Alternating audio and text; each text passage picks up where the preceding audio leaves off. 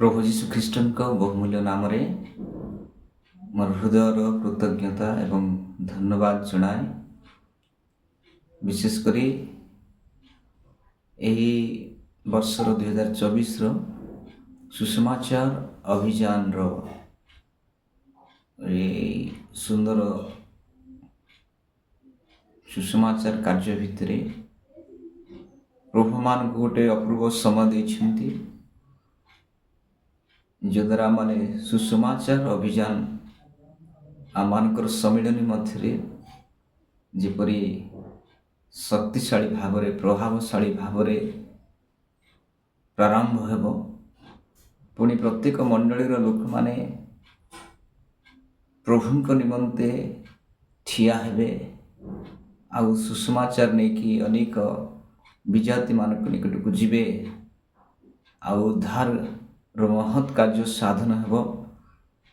ଲୋକମାନେ ପରିତ୍ରାଣ ପାଇବେ, ରକ୍ଷା ପାଇବେ।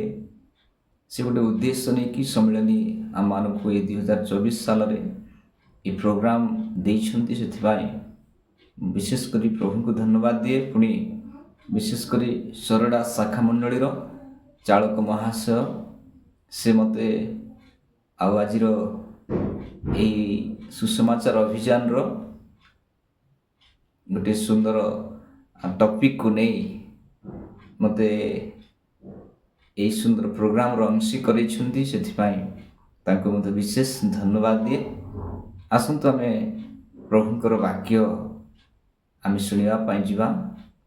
ବିଶେଷ କରି ଆଜିର ଟପିକ ରହିଛି ଯେ ଫଳରେ ପରିପୂର୍ଣ୍ଣ ଶାଖା, ଜୀବନ୍ତ ଶାଖା। ଯେଉଁ ଶାଖା ପ୍ରଭୁ ଯୀଶୁ ରୂପ ଦ୍ରାକ୍ଷାଲତାରେ ଲାଗି ରୁହେ, ସେହି ଶାଖାରେ ଫଳ ପରିପୂର୍ଣ୍ଣ ଭାବରେ ଦେଖାଯାଏ। ସେ ଉପରେ ଆଜି ଆମେ ଚିନ୍ତା କରିବାକୁ ଯିବା। କିନ୍ତୁ ସମ୍ମିଳନୀର ପ୍ରୋଗ୍ରାମ ଅନୁସାରେ ଯୋହନ 15:3 ପଦରେ ଯେଉଁ କଥା ଲେଖା ଅଛି, ମୁଁ ତୁମମାନଙ୍କୁ ଯେଉଁ ବାକ୍ୟ କହିଅଛି ସେଥିଯୋଗୁଁ ତୁମମାନେ ପରିଷ୍କୃତ ହୋଇ ସାରିଅଛ। ପରିଷ୍କୃତ ହୋଇ ସାରିଅଛ। ଆଉ ଏହି ବାକ୍ୟକୁ ଯେବେ ଆମେ ଚିନ୍ତା କରିବା, ସେ ଅନୁସାରେ ଆଜିର ଶୀର୍ଷକର ନାମ ନାହିଁ, କିନ୍ତୁ ଶୀର୍ଷକର ନାମ ଅଛି ଫଳରେ ପରିପୂର୍ଣ୍ଣ ଜୀବନ୍ତ ଶାଖା ବୋଲି ଲେଖାଯାଏ। ତେଣୁ ସେଇ ଜୀବନ୍ତ ଶାଖା, ଯେଉଁ ଶାଖା କି ଫଳରେ ପରିପୂର୍ଣ୍ଣ ଅଟେ, ସେଇ ଶାଖା ଉପରେ ଆମେ କିଛି ବିଷୟ ଚିନ୍ତା କରିବା ପାଇଁ ଯିବା। ଆଉ ଆସନ୍ତୁ ପ୍ରଭୁଙ୍କର ବାକ୍ୟ ଆମେ ଶୁଣିବା ପୂର୍ବରୁ ପଦେ ପ୍ରାର୍ଥନା କରିବା। ଜୀବନ୍ତ ପିତା, ତୁମ ପବିତ୍ର ନାମକୁ ଧନ୍ୟବାଦ ଦେଉଛୁ, କାରଣ ତୁମେ ଆଶ୍ଚର୍ଯ୍ୟ ପରମେଶ୍ୱର। ଆମମାନଙ୍କୁ ତୁମ ଆଡ଼କୁ ଆକର୍ଷଣ କରିଛ, ତୁମ ରବ ଶୁଣିବା ପାଇଁ ଆମମାନଙ୍କୁ ଅନୁଗ୍ରହ କରିଛ। ଧନ୍ୟବାଦ। ତୁମର ବାକ୍ୟ ଅନୁସାରେ ଆଜି ଆମେ ତୁମ ସହିତ ସଂଯୁକ୍ତ ହେଇ ଫଳରେ ପୂର୍ଣ୍ଣ ହେବୁ। ହଁ ପ୍ରଭୁ, ଆମେ ଯେତେ ଲୋକ ଶୁଣୁଛୁ ଏବଂ ପଢ଼ୁଛୁ, ଆମମାନଙ୍କର ଜୀବନରେ ପ୍ରଭୁ ସେ ପୂର୍ଣ୍ଣ ଆଶୀର୍ବାଦ ପାଇବ, ଏ ପ୍ରକାର ଅନୁଗ୍ରହ ତୁମେ କରି ଗୌରବାନ୍ୱିତ ବୋଲି ପ୍ରାର୍ଥନା କରୁଛି। ପ୍ରଭୁ, ତୁମେ ବକ୍ତା ହୁଅ, ପବିତ୍ର ଆତ୍ମା ତୁମେ କଥାକୁ ଯେତେ ଲୋକ ଶୁଣୁଛନ୍ତି ପ୍ରତ୍ୟେକଙ୍କୁ ବ୍ୟକ୍ତିଗତ ଭାବରେ ତୁମେ କଥାକୁ ସ୍ପର୍ଶ କର ଆଉ ତୁମ ଆଡ଼କୁ ଆକର୍ଷଣ କର। ତୁମ ରାଜ୍ୟ ପାଇଁ ପ୍ରସ୍ତୁତ କର, ସୁସମାଚାର ପାଇଁ ପ୍ରସ୍ତୁତ କର। ମହିମା ଗୌରବ ତୁମରି ହେଉ, ଯୀଶୁଙ୍କ ପବିତ୍ର ନାମରେ ମାଗୁଛୁ ପିତା, ଆମେନ୍। ତେବେ ସୁସମାଚାର ଅଭିଯାନ, ସୁସମାଚାର ପ୍ରଭୁ ଯୀଶୁ ହିଁ ପ୍ରଥମେ ଆରମ୍ଭ କଲେ। ସେଥିପାଇଁ ତ ସ୍ୱର୍ଗର ସୁଖ ସେ ଛାଡ଼ିକି ଆସିଲେ। ସ୍ୱର୍ଗରାଜ୍ୟ ସନ୍ନିକଟ, ମନ ପରିବର୍ତ୍ତନ କର, ଏହା ତାଙ୍କର ପ୍ରଥମ ସୁସମାଚାର ଥିଲା। ଆଜି ଆମମାନେ ମଧ୍ୟ ସେଇ ସୁସମାଚାର ନେଇକି ପ୍ରଭୁଙ୍କର ଆତ୍ମାଙ୍କ ଦ୍ୱାରା ଶିଷ୍ୟମାନଙ୍କୁ ସେ କଥା କହିଲେ, ଯେତେବେଳେ ତୁମେ ପବିତ୍ର ଆତ୍ମା ପାଇବ, ତେବେ ତୁମେ ଶକ୍ତିପ୍ରାପ୍ତ ହେବ ଆଉ ମୋ ନିମନ୍ତେ ପୃଥିବୀର ପ୍ରାନ୍ତ ପର୍ଯ୍ୟନ୍ତ ସାକ୍ଷୀ ହେବ। ଏ କଥା ପ୍ରଭୁ ଯୀଶୁ ଶିଷ୍ୟମାନଙ୍କୁ କହିଲେ। ଆମମାନେ ମଧ୍ୟ ପ୍ରଭୁଙ୍କ ନିମନ୍ତେ ସାକ୍ଷୀ ହେବା ପାଇଁ ପବିତ୍ର ଆତ୍ମାଙ୍କର ଶକ୍ତି ସାମର୍ଥ୍ୟ ଦରକାର, ଯଦ୍ୱାରା ଆମେ ଅନେକଙ୍କ ନିକଟରେ ଏହି ଜୀବନଦାୟକ ସୁସମାଚାରର ଆଲୁଅ ନେଇକି ପହଞ୍ଚାଇ ପାରିବା। କାରଣ ଅନେକ ଲୋକମାନେ ଆଜି ଅନ୍ଧକାରରେ ଅଛନ୍ତି। ଯୁବତୀମାନେ, ବିଜାତିମାନେ, ସେମାନେ ଅନ୍ଧକାରର ଅବସ୍ଥାରେ ଅଛନ୍ତି। ଆମ ମଣ୍ଡଳୀମାନଙ୍କୁ ସୁସମାଚାର ଅଭିଯାନ ହୁଏ, କିନ୍ତୁ ସୁସମାଚାର କାର୍ଯ୍ୟ କରିବା ପାଇଁ ଲୋକମାନେ ବା ଯୁବାମାନେ, ଯୁବତୀମାନେ ପ୍ରଭୁଙ୍କ ନିମନ୍ତେ ଠିଆ ହେବା ପାଇଁ ଲୋକମାନେ ପ୍ରାୟ ପଛଘୁଞ୍ଚା ହୁଅନ୍ତି। प्रभु मानकु एई सुसमाचार अभियान द्वारा उत्साहित दियंतु कथा कहतु जो द्वारा प्रभु निमंते सबल होगापाई सठिक होगापाई उत्सर्गित होगापाई लोक मैंने बाहर तेरे प्रभु वाक्य मानक कहे जे 15:3 रे मु तुमको जो वाक्य कही अच्छे जो तुम परिष्कृत होछ प्रभु मान को परिष्कार करने चाहती आउ जो परिष्कार वाक्य द्वारा करती से जो द्वारा माने फल रे पूर्ण गोटे शाखा हो पारिबा यह प्रभु मोठार चाहती तेरे प्रभु मानकु तांकर शाखा बोली संबोधन करिसेंती प्रभु वाक्य लिखा अछि योहन 15:5 लिखा जाए मो द्राक्षलता तुमाने शाखा जे मोठारे रहे और मु जहाठारे रहे से प्रचुर फल फले कारण मो बिना तुमाने किछि करि परिबो नाही प्रभु जी से स्थान रे कहंती मु द्राक्षलता आ तुम्ही माने शाखा बोली से कहंती प्रभु जी सोचन द्राक्षलता पुणी तांको लोक माने विश्वासी माने शाखा अटंती तेरे द्राक्षलतार जो शाखा संयुक्त होता है से शाखार ही फल धारण करे ईश्वर वाक्य कहे आ प्रभु जीशु ताहा कहले जे मो ठारे रहे आ मु जहा ठारे रहे से प्रचुर फल फले से शाखारे फल देखा जाए प्रभु चाहती आम जेपरी से गंडी रे संयुक्त हो प्रभु जीशु द्राक्षलता आ द्राक्षलतारे आमे जितेबाला संयुक्त हेबा शाखा हेबा से समय आम ठारे जीशुंकर गुण सब देखा जीवो ताहा ही फल अटे प्रभु जीशुंकर स्वभाव सब देखा जीवो ताहा ही फल अटे प्रभु जीशुंकर स्वभाव आमानकर जीवन रे प्रभु जीशुंकर समस्त आश्चर्य विषय मान आमानकर जीवन रे देखा जीवो ताहा ही प्रकृत फल अटे ताहा ही शाखा धारण करबा दरकार फल रे परिपूर्ण शाखा हेबा दरकार प्रभु मन ताहा चाहती सेदिन आउ आमाने वन्य द्राक्षलता थिलु बा वन्य जित वृक्ष थिलु बोली ईश्वर वाक्य लिखा जाए आमाने वन्य द्राक्षलता वन्य जित वृक्ष स्वरूप थिलु आमान को केही हेले पचारु नथिले प्रभु वाक्य लिखा अछि जे जेतेबेले परमेश्वर आउ जिसा पुस्तक 5 अध्याय लिखा जाए गोटे द्राक्षलता से रोपण कले बोली लिखा अछि आउ से रोपण कला परे जो द्राक्षलता की द्राक्षा फलर अपेक्षा रे थिले बोली प्रभु से वर्णना करंती मु द्राक्षा फल फलिबो बोली अपेक्षा रे थिली किंतु वन्य द्राक्षलता फलिला वन्यर द्राक्षा फलिला तेबे प्रभु चाहिए संपूर्ण से सब को कौन करी मु तार बाड़ भांगी देवी आउ तार जत्न नेबी नाई तार दायित्व नेबी नाई तापर वृष्टिवा को मु देबी नाई मेघमाला को आज्ञा करी आउ फल तापरे वृष्टि तापरे हेबो नाई फल से धारण करि परिबो नाई एक कथा परमेश्वर मनर दुख रे प्रकाश कले किंतु गोटे समय आसिला जे जेतेबेले प्रभु जीशु नूतन नियम रे अर्थात आ प्रेमर सहित स्वर्गर सुख छाड़ी कि से आसिले से अमानंकु वन्य द्राक्षलता हेले मध्य वन्य जित वृक्ष हेले मध्य से प्रकृत द्राक्षलता सहित आमानंकु कलमी कले आमे कलमी करा गलु प्रभु वाक्य लिखा अछि रोमी पुस्तक 11:17 पद लिखा जाए किंतु जदि केतेक शाखा उच्छिन्न हेला और तुम्हे वन्य जित वृक्षर शाखा हेले हैं सेही सब मध्यरे कलम करागल पुणी सेमानक सहित जित वृक्ष मूलर रसर अंशी हेल आमे वन्य द्राक्षलता बा वन्य जित वृक्षर शाखा थिलु किंतु प्रभु से चाहिए जे आमे जेपरी से प्रकृत द्राक्षलतार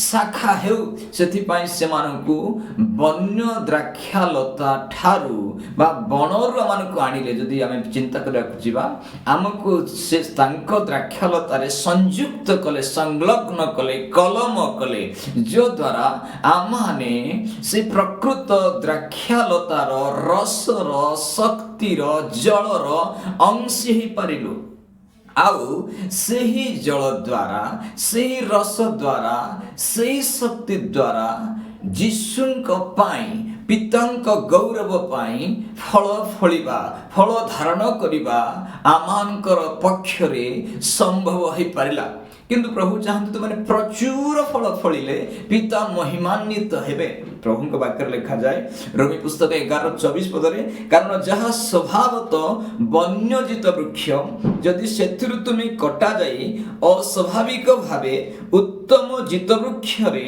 କଲମ କରାଗଲ, ତେବେ ସ୍ୱାଭାବିକ ଶାଖା ଯେ ଏମାନେ କେତେ ଅଧିକ ଭାବରେ ନିଜର ଜିତ ବୃକ୍ଷରେ କଲମ କରାଯିବେ। ପ୍ରଭୁ ଚାହୁଁଛନ୍ତି ଆମେ ବନ୍ୟ ଜିତ ବୃକ୍ଷ, କିନ୍ତୁ ପ୍ରକୃତ ଜିତ ବୃକ୍ଷ ସହିତ ଆମକୁ ସେ ସଂଯୁକ୍ତ କଲେ, ଆମକୁ ବାଛିଲେ। ଅନୁଗ୍ରହରେ ଆମେ କଟାଯିବାର ଥିଲା। ଆମକୁ କେହି ହେଲେ ସେ ବନ୍ୟ ଜିତ ବୃକ୍ଷକୁ ପଚାରିବାର ନଥିଲା, ବ୍ୟବହାର କରିବାର ନଥିଲା, କିନ୍ତୁ ପ୍ରଭୁ ଚାହିଁଲେ ଆମେ ତାଙ୍କ ସହିତ ସଂଯୁକ୍ତ ହେଉ, ଯଦ୍ୱାରା ଆମର ଜୀବନରେ ପ୍ରକୃତ ଫଳ ଧାରଣ କରିପାରିବା। ଏହା ପ୍ରଭୁ ଇଚ୍ଛା କଲେ, ପ୍ରଭୁ ତାହା ଚାହିଁଲେ। ସେଦିନ ମରିୟମ ମଧ୍ୟ ସେ ଦାଉଦ ବଂଶର ନଥିଲେ, କିନ୍ତୁ ମରିୟମ ପ୍ରଭୁ ଯୀଶୁଙ୍କୁ ଗର୍ଭରେ ଧାରଣ କଲାବେଳେ ସେ ଦାଉଦ ବଂଶ ସହିତ ସଂଲଗ୍ନ ହେଲେ। ଦାଉଦ ବଂଶ ସହିତ ପ୍ରଭୁ ତାଙ୍କୁ ମିଶେଇଲେ, ଦାଉଦ ବଂଶର କଲେ। ପରମେଶ୍ୱର ଆମମାନଙ୍କ ଜୀବନକୁ ମଧ୍ୟ ତାହା ଚାହାନ୍ତି।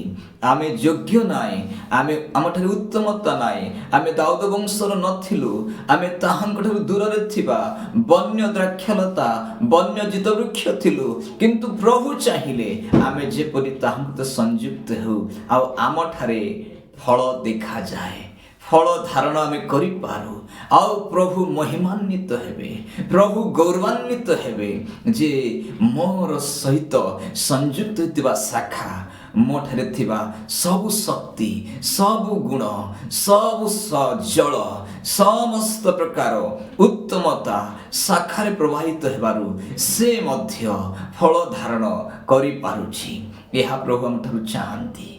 ଆମେ ଆଜି ପ୍ରଭୁଙ୍କୁ କହିବା, ପ୍ରଭୁ ମୁଁ ବନ୍ୟ ଦ୍ରାକ୍ଷଲତା ଅବସ୍ଥାରେ, ବନ୍ୟ ଜିତ ବୃକ୍ଷ ହୋଇ ରହିବି ନାହିଁ, ସେମିତି ଅବସ୍ଥାରେ ମୁଁ ରହିବି ନାହିଁ। ମୋତେ ତୁମେ ପରିବର୍ତ୍ତନ କର, ତୁମ ସହିତ ସଂଯୁକ୍ତ କର। ଅନେକ ଲୋକମାନେ ଆଜି ସେମିତି ବନ୍ୟ ଦ୍ରାକ୍ଷଲତା ହେଇକରି ଅଛନ୍ତି, ବନ୍ୟ ଜିତ ବୃକ୍ଷ ହେଇକରି ଅଛନ୍ତି। ପ୍ରଭୁଙ୍କ ସହିତ ସଂଯୁକ୍ତ ହେବାକୁ ଲୋକମାନଙ୍କର ଇଚ୍ଛା ନାହିଁ। ପ୍ରଭୁଙ୍କର ଶକ୍ତିରେ ପୂର୍ଣ୍ଣ ହେବାକୁ, ପ୍ରଭୁଙ୍କ ଗୁଣ ସ୍ୱଭାବ ଆମ ଜୀବନରେ ଦେଖାଯାଉ, ଏହା ଚାହାନ୍ତି ନାହିଁ। ଆମେ ଆଜି ଚାହିଁବା ଦରକାର। ଯେତେବେଳେ ଆମେ ଶୁଣୁଛୁ ପ୍ରଭୁଙ୍କର ବାକ୍ୟ, ପ୍ରଭୁଙ୍କୁ କହିବା, ପ୍ରଭୁ ମୁଁ ସେ ବଣରେ ହିଁ ରହିବି ନାହିଁ, ଜଙ୍ଗଲରେ ମୁଁ ରହିବି ନାହିଁ, ପ୍ରକୃତ ତୁମ ଗୃହରେ ରୋପିତ ହେବି। ସେ ଗୃହରେ ରୋପିତ ଆଉ ବୃକ୍ଷ ଫଳ ଧାରଣ କରେ। ପ୍ରଭୁଙ୍କର ବାକ୍ୟ ତାହା କୁହେ, ସେ ଫଳରେ ପୂର୍ଣ୍ଣ ହୁଏ। ଆମେ କି ପ୍ରଭୁଙ୍କ ଗୃହରେ ମଣ୍ଡଳୀରେ ରୋପିତ ହେବା ଲୋକମାନେ ଅଟୁ।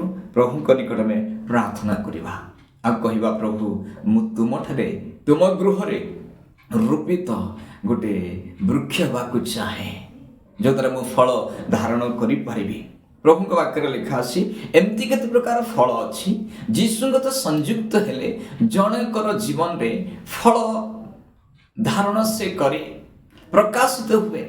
ସେ ବୁଝିଯାଏ ଯେ ପ୍ରଭୁ ଯୀଶୁଙ୍କର ସହିତ ମୁଁ ଥିବାରୁ ପ୍ରଭୁ ଯୀଶୁଙ୍କର ସ୍ୱଭାବ ମୋ ମଧ୍ୟରେ ପ୍ରକାଶିତ ହେଉଛି, ପ୍ରଭୁ ଯୀଶୁଙ୍କର ଶକ୍ତି ମୋ ଭିତରେ ପ୍ରକାଶିତ ହେଉଛି।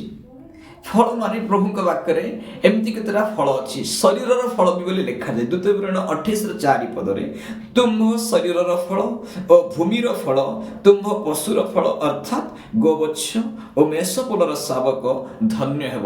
ପ୍ରଭୁ ଜାଗାରେ ଚାହାନ୍ତି ତୁମ ଶରୀରର ଫଳ, ତୁମ ଗର୍ଭର ସନ୍ତାନ ବୋଲି ଲେଖାଯାଏ। ଦେଖ, ସନ୍ତାନ ଗଣ ସଦାପ୍ରଭୁଙ୍କର ଦତ୍ତ ଅଧିକାର ଓ ଗର୍ଭଜାତ ଫଳ ତାହାଙ୍କ ଦତ୍ତ ପୁରସ୍କାର। ପ୍ରଭୁ ଚାହାନ୍ତି ତୁମର ଗର୍ଭର ସନ୍ତାନ ମଧ୍ୟ ଈଶ୍ୱରଙ୍କର ଦୃଷ୍ଟିରେ ବହୁମୂଲ୍ୟ ଅଟେ। ପୁଣି ତାହା ପ୍ରଭୁଙ୍କ ବାକ୍ୟରେ ଲେଖା ଅଛି ଗର୍ଭଜାତ ଫଳ ବୋଲି। ଏହା ବି ମନୁଷ୍ୟ ଜୀବନରେ ଫଳ ଫଳେ। ପୁଣି ଲେଖା ଅଛି ଶରୀରର ଫଳ, ଭୂମିର ଫଳ, ଏହା ବି ପରମେଶ୍ୱରଙ୍କ ଦ୍ୱାରା ଆଶୀର୍ବାଦ ଦ୍ୱାରା ହୁଏ। କିନ୍ତୁ ପ୍ରଭୁ ପ୍ରକୃତ ବିଷୟ ଆମଠାରୁ ଚାହାନ୍ତି କି ପ୍ରକାର ଫଳ। ଆମେ ଭଲରେ ଜାଣିଛୁ ଆମମାନଙ୍କର ଜୀବନରେ କେଉଁ ଫଳ ଫଳିବା ଦରକାର। ଲେଖା ଅଛି ଈଶ୍ୱରଙ୍କ ବାକ୍ୟରେ ଗାଲାତୀୟ 5:21 ପଦରେ ଯେବେ ଦେଖିବେ ଆପଣ, ତେବେ ସେଠି ଗୋଟେ ଶାରୀରିକ ଫଳ କଥା ଲେଖାଯାଏ।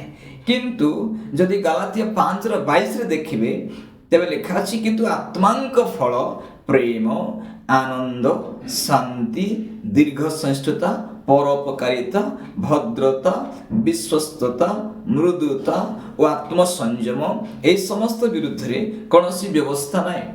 ଗାଲାତ୍ୟ ମଣ୍ଡଳୀ ନିକଟକୁ ପାଉଲ ଏ କଥା ଲେଖନ୍ତି, ଆଉ ପାଉଲ 9ଟି ଆତ୍ମାଙ୍କର ଫଳ କଥା ଲେଖନ୍ତି। ସେ ଆଉ এই ପ୍ରକାର ଫଳ ଗୋଟେ ବିଶ୍ୱାସୀ ଜୀବନରେ, ଗୋଟେ ସେବକ ଜୀବନରେ, ପାଳକ ଜୀବନରେ, ଚାଳକଙ୍କ ଜୀବନରେ, ଜଣେ ପ୍ରଭୁଙ୍କ ଲୋକର ଜୀବନରେ ଏହି ଫଳ ସବୁ ଦେଖାଯିବା ଦରକାର। ଏହା ପ୍ରଭୁ ଚାହାନ୍ତି, କାରଣ ଯୀଶୁଙ୍କ ଠାରେ, ପ୍ରକୃତ ଦ୍ରାକ୍ଷାଲତା ଠାରେ ଏସବୁ ଫଳ ଫଳେ। ଆଉ ତାଙ୍କ ସହିତ ସଂଯୁକ୍ତ ହୋଇଥିବା ତାଙ୍କ ଲୋକମାନଙ୍କ ଠାରେ ମଧ୍ୟ ଏହା ଦେଖାଯାଏ। ଯୀଶୁଙ୍କର ଗୁଣ ବୋଲି କୁହାଯାଏ, ତାହା ଫଳ ଅଟେ। ପ୍ରଭୁ ଚାହୁଁଛନ୍ତି ଆମମାନଙ୍କ ମଧ୍ୟରେ ପ୍ରେମ ଦେଖାଯାଉ, ଆନନ୍ଦ ଦେଖାଯାଉ, ଶାନ୍ତି ଦେଖାଯାଉ, ଦୀର୍ଘ ସହିଷ୍ଣୁତା ଦେଖାଯାଉ। ଆମଠାରୁ ପ୍ରଭୁ ଫଳ ଚାହାନ୍ତି। ସେଦିନ ଯେତେବେଳେ ଯୀଶୁ ଭୋକିଲା ହେଇକି ଗଲେ ଗୋଟିଏ ଡିମ୍ବୁରି ଗଛକୁ, ସେ ସମୟରେ ଫଳ ନଥିଲା। ପ୍ରଭୁ ଆମ ପାଖକୁ ବି ଆସନ୍ତି ଯେ ଫଳ ଯେପରି ଆଙ୍କ ଭିତରେ ରହିଥାଉ, ଏହା ସେ ଚାହାନ୍ତି। ଫଳର ଅପେକ୍ଷାରେ ସେ ଆସନ୍ତି। ଆମକୁ ଅନେକ ଦିନ ହେଲା ଅପେକ୍ଷା କରିବାକୁ ପଡ଼ିଛି ପ୍ରଭୁଙ୍କୁ, ଆମେ ଯେପରି ଫଳ ଧାରଣ କରୁ। ବାର ବାର ଅନୁଗ୍ରହ ଦିଆଯାଉଛି, କିନ୍ତୁ ଆମ ଜୀବନରେ ଫଳ ଦେଖାଯାଉନାହିଁ। ଶାରୀରିକ ବିଷ ତିଆରି ହେଉଛି। ପ୍ରଭୁଙ୍କ ବାକ୍ୟରେ ଲେଖା ଅଛି ଯେ ଗାଲାତି 5:20 କ'ଣ ଲେଖା ଅଛି? କାମୁକତା, ପ୍ରତିମା ପୂଜା, କୁହୁକ, ଶତ୍ରୁତା, ବିବାଦ, ଦ୍ୱେଷ, କ୍ରୋଧ, ସ୍ୱାର୍ଥପରତା, ଦଳଭେଦ, ମତଭେଦ, ଈର୍ଷା, ମତତା, ରଙ୍ଗରସ ଇତ୍ୟାଦି ପ୍ରକାର କର୍ମ ଗୁଡ଼ାକ ବୋଲି ଲେଖା ଅଛି। ଏସବୁ ଶରୀରରେ ପ୍ରକାଶ ପାଉଛି। ଆମେ ଶାରୀରିକ ହେଇଯିବାରୁ, ଜାଗତିକ ହେଇଯିବାରୁ ଆମ ଜୀବନରେ ଏସବୁ ହିଁ ପ୍ରକାଶ ପାଉଛି। ଆମର ଆତ୍ମିକ ଜୀବନ ତଳକୁ ଯାଉଛି। ଶରୀରର ସବୁ ଶକ୍ତି ବୃଦ୍ଧି ପାଉଛି, କଣ୍ଟା ବଢ଼ି ଯାଉଛି, ସାଂସାରିକ ଚିନ୍ତା ବଢ଼ି ଯାଉଛି, ଆତ୍ମିକ ଜୀବନ ହ୍ରାସ ହେଇଯାଉଛି। ଯଦି ଭଲରେ ଚିନ୍ତା କରୁ ଆପଣମାନେ, ମୁଁ ବୁଝିପାରିବା ଆମର ଆତ୍ମିକ ଜୀବନ ଏତେ ତଳକୁ ପଳେଇ ଯାଉଛି। ଶାରୀରିକ ଅବସ୍ଥା ବଢ଼ି ଯାଉଛି, ଶରୀରର କାର୍ଯ୍ୟ ବଢ଼ି ଯାଉଛି, ଶାରୀରିକ ଫଳ ଦେଖାଯାଉଛି। ଏ ସମସ୍ତ ପରମେଶ୍ୱର ଯାହା ଚାହୁଁନାହାନ୍ତି ଏ ପ୍ରକାର ବିଷୟ ସବୁ ଆମ ଜୀବନରେ ଦେଖାଯାଉଛି। କିନ୍ତୁ ଆତ୍ମାଙ୍କ ଫଳର ଅଭାବ, ଆଜି ଲୋକମାନଙ୍କ ମଧ୍ୟରେ ପ୍ରେମର ଅଭାବ, ଲୋକମାନଙ୍କ ମଧ୍ୟରେ ଆନନ୍ଦ ନାହିଁ, ଲୋକମାନଙ୍କ ମଧ୍ୟରେ ଶାନ୍ତି ନାହିଁ। ଜଗତ ପାଇଁ ଲୋକମାନେ ଚାହୁଁଛନ୍ତି ଜଗତରେ ଶାନ୍ତି ପାଇବୁ, ଜଗତରେ ଆନନ୍ଦ, ଜଗତର ସମସ୍ତ ସୁଖ ପାଇବୁ ବୋଲି ଲୋକମାନେ ଚାହୁଁଛନ୍ତି। କିନ୍ତୁ ସେ ଆନନ୍ଦ, ସେ ସୁଖ ଅଳ୍ପ ସମୟ ପରେ ସମାପ୍ତ ହେଇଯାଉଛି। କାରଣ ବାଇବେଲ କୁହେ ଜଗତ ଆଉ ତାହା ସଂସାର ଆଉ ସେ ସବୁ ଅନିତ୍ୟ ବୋଲି ଲେଖାଯାଏ, କମ୍ ସମୟ ପାଇଁ। ଆମ ଜୀବନରେ ପ୍ରଭୁ ଚାହୁଁଛନ୍ତି ତୁମମାନଙ୍କ ମଧ୍ୟରେ ଆତ୍ମାଙ୍କର ଫଳ ଦେଖାଯାଉ, ଯାହା ପ୍ରେମ, ଆନନ୍ଦ, ଶାନ୍ତି, ଦୀର୍ଘ ସହିଷ୍ଣୁତା, ପରୋପକାରିତା। ଅନେକ କଥା ଲେଖା ଅଛି, ସମୟ ମଧ୍ୟ କମ୍। ତେବେ ପ୍ରଭୁ ଚାହୁଁଛନ୍ତି ଯେ ଆମମାନଙ୍କ ମଧ୍ୟରେ ତାଙ୍କର ଗୁଣ ସ୍ୱଭାବ ପ୍ରକାଶିତ। ସେ କହିଲେ ମୁଁ ଦ୍ରାକ୍ଷାଲତା, ସେ କହିଲେ ମୁଁ ଆଉ ଜଗତର ଜ୍ୟୋତି। ଯୀଶୁ କହିଲେ ତୁମାନେ ମଧ୍ୟ ଜଗତର ଜ୍ୟୋତି। ଆଉ ବାଇବେଲ କୁହେ ଯେ ସେ ପ୍ରକୃତ ଶାଖା ଅଟନ୍ତି। ଈଶ୍ୱରଙ୍କ ବାକ୍ୟରେ ଲେଖା ଅଛି ଯେ ସେ ପ୍ରକୃତ ଶାଖା ଅଟନ୍ତି। ସେ ଆମମାନଙ୍କ ସହିତ ତାହାଙ୍କ ପରି କରିବା ପାଇଁ ସବୁବେଳେ ଚାହାନ୍ତି। ଆମମାନଙ୍କର ସମସ୍ତ ଗୁଣ, ସମସ୍ତ ଶକ୍ତି, ସମସ୍ତ ପରମେଶ୍ୱରଙ୍କର ପରି ହେଉ ତାହା ସେ ଚାହାନ୍ତି। ଯୀଶୁଙ୍କ ପରି ହେଉ ତାହା ସେ ଚାହାନ୍ତି। ତେଣୁ ସେ ଚାହାନ୍ତି ଯେ ଆମେ ତାହାଙ୍କ ସ୍ୱଭାବରେ, ତାହାଙ୍କ ଗୁଣରେ, ତାହାଙ୍କର ପ୍ରତିରୂପରେ, ତାହାଙ୍କର ଆଉ ଇଚ୍ଛାରେ ଆମମାନଙ୍କର ଜୀବନ ପ୍ରକାଶିତ ହେଉ। ଏହା ପ୍ରଭୁ ଆମମାନଙ୍କ ମଧ୍ୟରୁ ଇଚ୍ଛା କରନ୍ତି। ତେବେ ପ୍ରଭୁ ଚାହୁଁଛନ୍ତି ଆମମାନଙ୍କ ମଧ୍ୟରେ ଫଳ ଦେଖାଯାଉ। ଆତ୍ମାଙ୍କର ଫଳ ଅଛି, ଆତ୍ମାଙ୍କର ଦାନ ମଧ୍ୟ ଅଛି। ଆମେ ଆତ୍ମାଙ୍କର ଦାନ ଦ୍ୱାରା ଆଶ୍ଚର୍ଯ୍ୟକର୍ମ କରିପାରିବା, ତାହା ହେବ। କିନ୍ତୁ ପ୍ରକୃତରେ ଆତ୍ମାଙ୍କ ଫଳ ସ୍ଥାୟୀ ଅଟେ।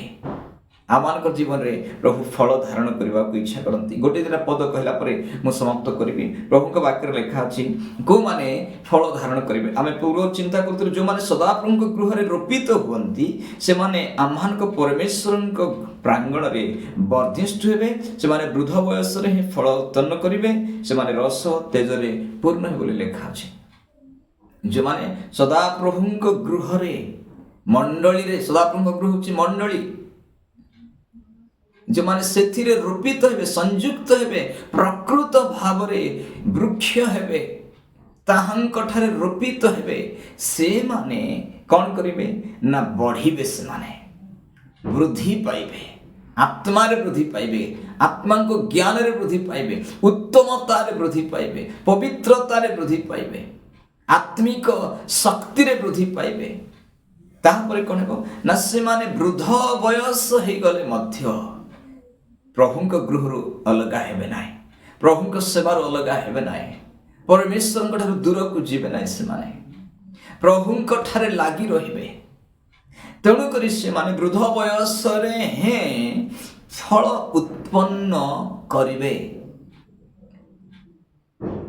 से माने वृद्ध बयस मध्य से जीवन रे फल देखा जीवो शक्ति देखा जीवो आत्मांकर गुण प्रकाश पाइब प्रभु जीशुंकर गुण प्रकाश पाइब आनंद शांति प्रेम परोपकारिता दीर्घ सहिष्णुता भद्रता नम्रता सब से जीवन में देखा आ सुसमाचार रे जो बीज बुणी थे फल से देखी पारे।